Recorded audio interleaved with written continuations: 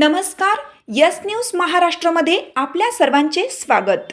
एक महिनाभर थांबला, आज $1.96 मिळतोय, तो $100 मिळायला लागेल। आमचा हा तुमच्याशी वादा आहे, तुम्ही काही काळजी करू नका। पेट्रोल 120-130 रुपयाला जाईल। आता मी मोबाईलमध्ये बघत होतो, वाशिमला अकोला नाका म्हणून जागा आहे, तिथल्या पेट्रोल पंपावर पेट्रोल डिझेल घ्यायला लोकांची रांग लागली आहे। कॅन घेऊन लोक पेट्रोल पंपावर आले आहेत आणि त्या कॅननं एकमेकाला मारतायत पेट्रोल डिझेल भरण्यासाठी भांडणं।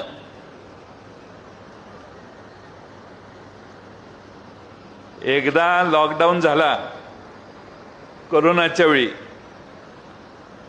आता आपोआपच लॉकडाऊन करायची व्यवस्था होते का काय याची मला भीती वाटायला लागली। राज्यामध्ये देशामध्ये काही दिवसापूर्वी देशाच्या गृहमंत्र्यांनी भाषण केलंय, अपने पास 6 महीने का कोटा है, पेट्रोल है, डीजल है, गैस है, डरने की कोई बात नहीं।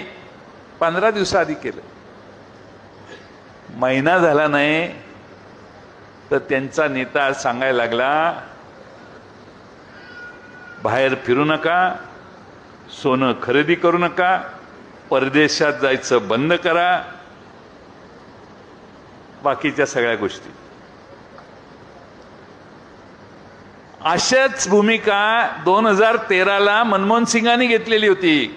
जरा आर्थिक परिस्थिती काठावर आल्यावर त्यावेळी आपल्या राज्याच्या मुख्यमंत्र्यांनी ट्विट केलेलं होतं की देशात आर्थिक परिस्थिती थकलेली आहे, वाईट परिस्थिती यायला लागली, अशा अर्थाचं ट्विट 2013ला केलेलं।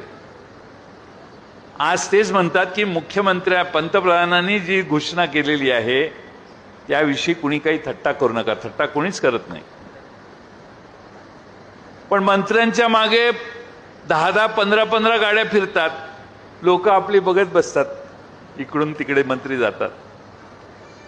आता एक मंत्री गेला तर दुसरा मंत्री व्हायला तयार असतो, त्यामुळे मंत्र्यांच्या जीवितासाठी 5-5, 6-6 पोलिसांच्या गाड्या ठेवायची काही गरज नाही। एक बॉडीगार्ड, एक पोलीस बस। जर सगळ्याच पैशाची बचत करायची असेल, पेट्रोलची करायची असेल, अन्नधान्याची करायची असेल, तर स्वतः कृतीतून आणून, पंतप्रधानांनी देखील 2च गाड्यांवर ताफा आणलाय असा एक टीव्हीवर व्हिडिओ बघितला मी त्या दिवशी। त्यांची गाडी आणि मागे एक गाडी, आणि मला अपेक्षा आणि खात्री आहे की राज्याचे मुख्यमंत्री देखील त्यांच्याच गाडीतनं फिरतील। आता ते तर मोटरसायकलवर फिरायला लागलेत, त्यामुळे काही प्रश्नच नाही। त्यामुळे त्यांचं अनुकरण महाराष्ट्रातले दुसरे सगळेच मंत्री करतील आणि सगळं मंत्रिमंडळ मोटरसायकलवर येईल अशी अपेक्षा या निमित्तानं आपण, शेवटी आपली अपेक्षा व्यक्त करणं आपल्या हातात आहे, आपण काय करणार। पण देशाची आर्थिक परिस्थिती संकटाची आहे आणि संकट असं ज्यावेळी येतं मित्रांनो, त्यावेळी पहिला भरडला जातो तो शेतमजूर आणि शेतकरी।